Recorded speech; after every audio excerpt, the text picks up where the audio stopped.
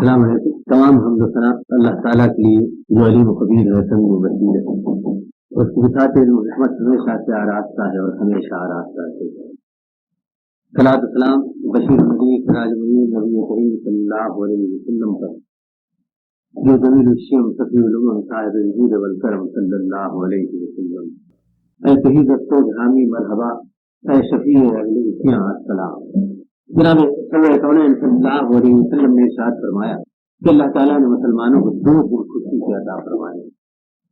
صحابہ کرام نے پوچھا کہ اللہ کے رسول, یہ خوشی کے 2 دن کون سے؟ ارشاد فرمایا کہ ایک موقع وہ ہے جو روزے رکھنے کے بعد آتا ہے, عید الفطر کا, اور دوسرا موقع آتا ہے. تاریخ اسلام میں مسلمانوں نے سب سے پہلے عید الفطر ہجرت کے 2 سال منائی. ہجرت کے 2 سال ہی حضور صلی کائنات صلی اللہ علیہ وسلم کو روزے کی فرضیت کا حکم ملا. اس سال مسلمانوں کے لیے 2 بڑی مسرتیں تھیں. ایک تو رمضان ہی کے دوران میں یوم الفرقان آیا تھا, حق و باطل میں فرق کرنے والا دن. یعنی اللہ تعالیٰ نے جہاد کے حکم کے بعد مسلمانوں کو میدان بدر میں فتح فرمائی.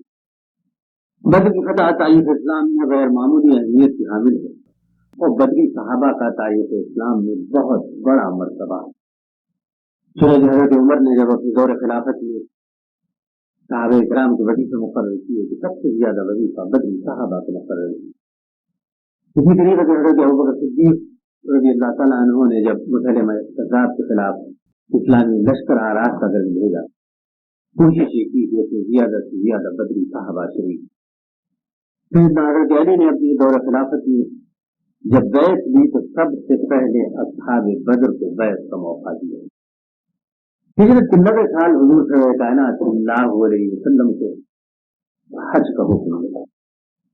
اس سے پہلے جناب رسالت صلی اللہ علیہ وسلم کو عمرے کا حکم آیا تھا, اور حضور صلی کائنات صلی اللہ علیہ وسلم ہجرت کے 7 سال عمرے ہی کی طرف سے نکلے تھے. یہ وہ موقع ہے جب اللہ تعالیٰ نے فتح مبین کی بشارت دی اور صلح حدیبیہ ہو.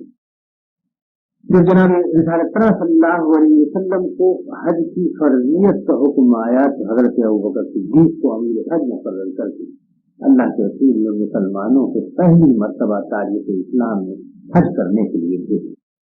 تمام مورخین و محدثین نے لکھا کہ سرور کائنات صلی اللہ علیہ وسلم شروع میں خانہ کعبہ کا طواف کیا کرتے تھے, لیکن اب بحیثیت مسلمان کے مسلمانوں نے حج شروع کیا.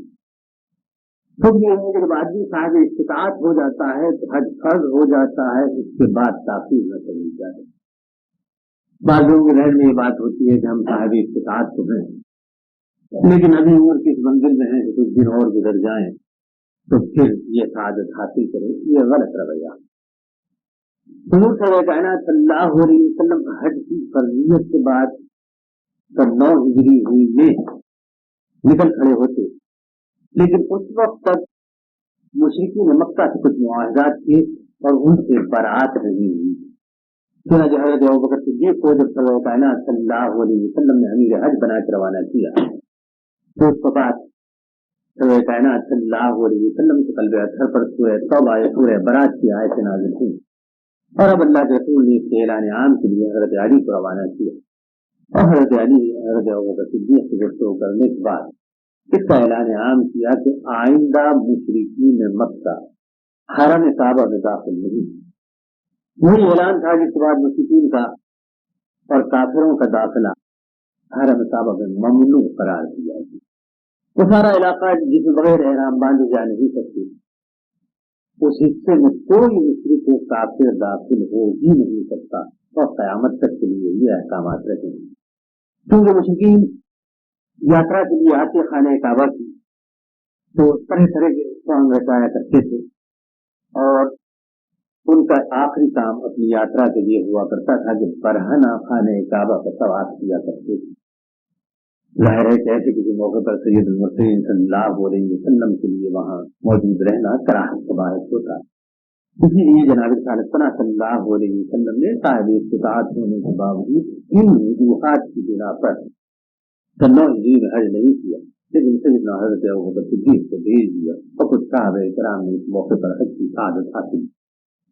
حضور رسالت صلی اللہ علیہ وسلم جب اپنے حجرے سے برآمد ہوتے تو زبان مبارک پر تکبیر ہوتی عید کے موقع پر، اللہ اکبر اللہ اکبر لا الہ الا اللہ واللہ اکبر اللہ اکبر اللہ اکبر وللہ الحمد۔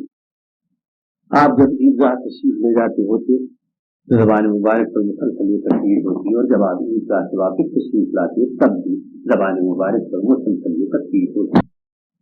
اس میں ایسا یہ تھا کہ عید الفطر کے موقع پر جناب رسالت صلی اللہ علیہ وسلم صحابہ کرام آہستہ آہستہ کرتے جاتے ہیں، اور عید قربان یا عید الاضحیٰ کے موقع پر صدر کائنات صلی اللہ علیہ وسلم اور صحابہ کرام اونچی آواز سے تکبیر کہتے جاتے ہیں۔ خواتین عیدگاہ کی طرف جاتی ہیں وہ بھی تکبیر کہتی تھیں، لیکن خواتین کے لیے اس طریقے سے جو قرآن کے بارے میں حکم ہے کہ آہستہ سے پڑھیں، اسی طرح تکبیر بھی انہیں آہستہ کہیں۔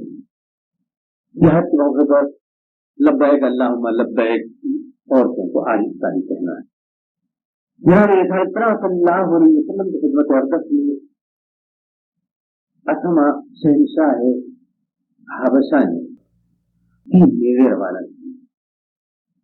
حضور صلی کائنات صلی اللہ علیہ وسلم کی خدمت میں یہ میوے حضرت زبیر بن عوام لے آئے تھے جو اسرہ مبشرہ میں سے ہیں، اور حضور رسالت صلی اللہ علیہ وسلم کی خود ہی حضرت صفیہ کے صاحبزادے ہیں۔ ان کے والد حضرت عوام سے جو حضرت خدیجہ کبریٰ کے بڑے بھائی ہیں۔ انہوں نے ایک نیزہ تو حضرت زبیر کو دے دیا تھا، ایک نیزہ ایک اور صحابی کو عنایت فرمایا، اور ایک نیزہ اپنے پاس رکھا تھا۔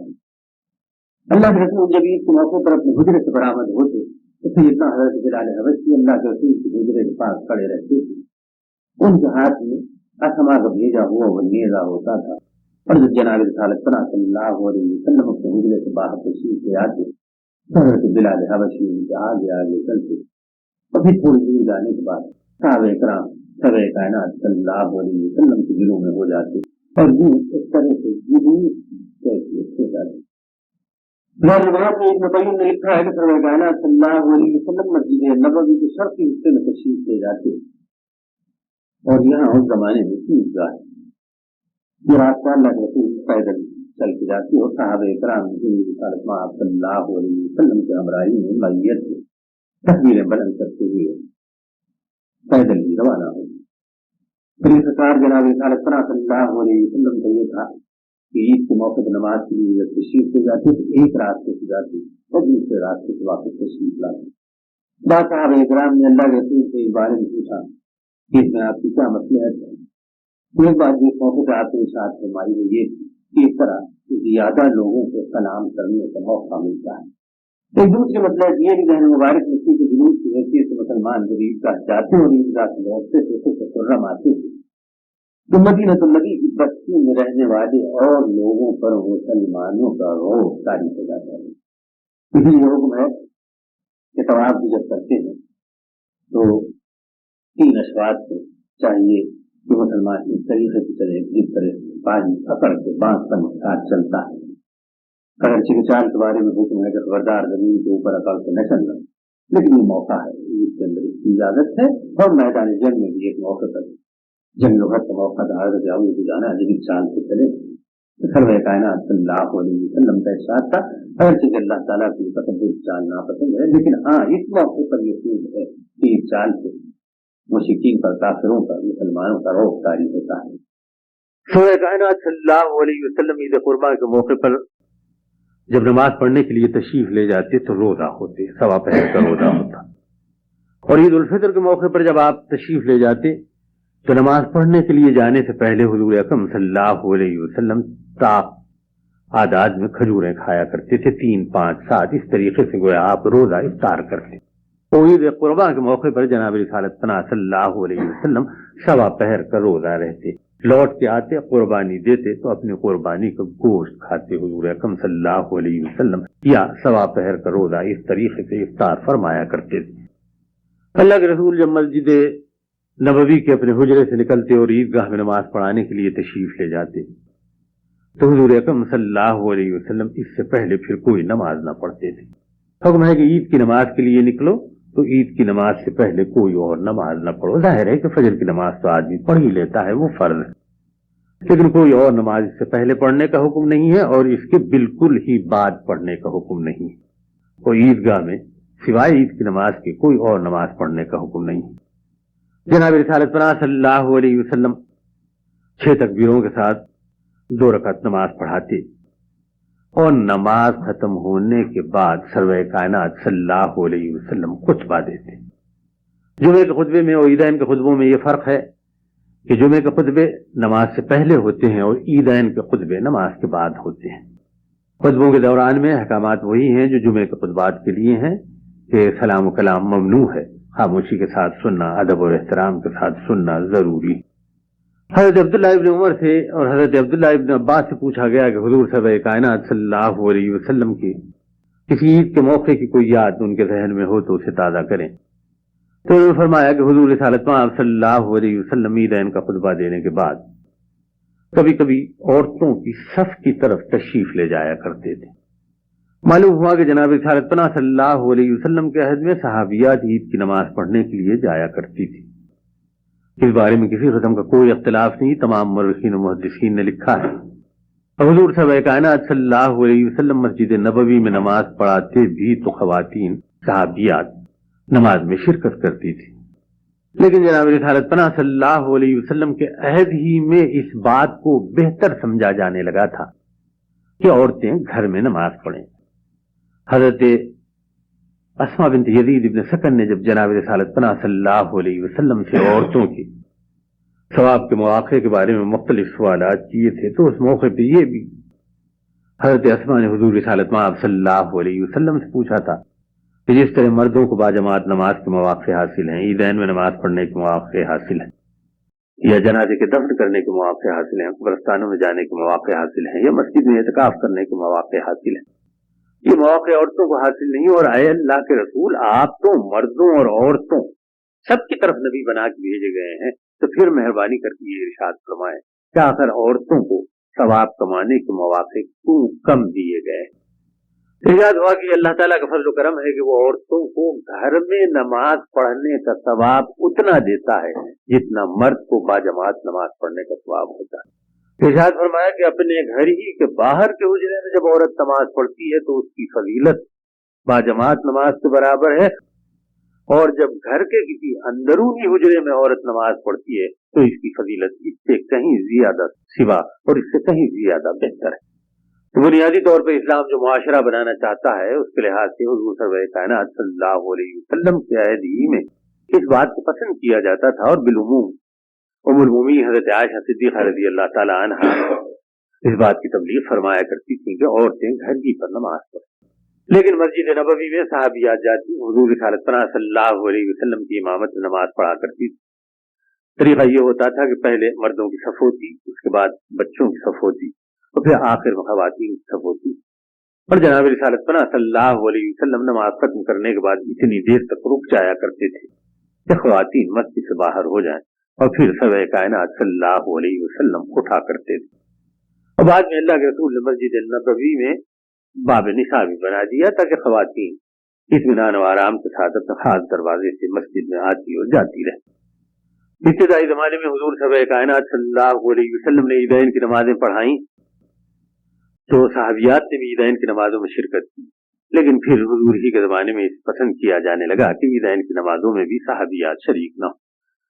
सरवर कायनात सल्लल्लाहु अलैहि वसल्लम का इरशाद ईद कुर्बा के मौके पर कि जिसमें कुर्बानी देने की ताकत है अगर वो कुर्बानी न दे तो फिर वो हमारी मस्जिदों की तरफ ना आए। कुर्बानी शायर इस्लामी में से है। बाद लोगों के जहन में ये बात आती है कि जानवर महंगे हो गए हैं, कसरत से कुर्बानी हो रही है। हुजूर सरवर कायनात सल्लल्लाहु अलैहि वसल्लम के दिनों में जो मसलहतें थी उन मसलहतों से मुख्तलिफ हालात हैं, तो ये एक गलत ख्याल है, ये तजिया सही नहीं। ये इस्लाम के शायर में से है और इसको कयामत तक बाकी रहना है।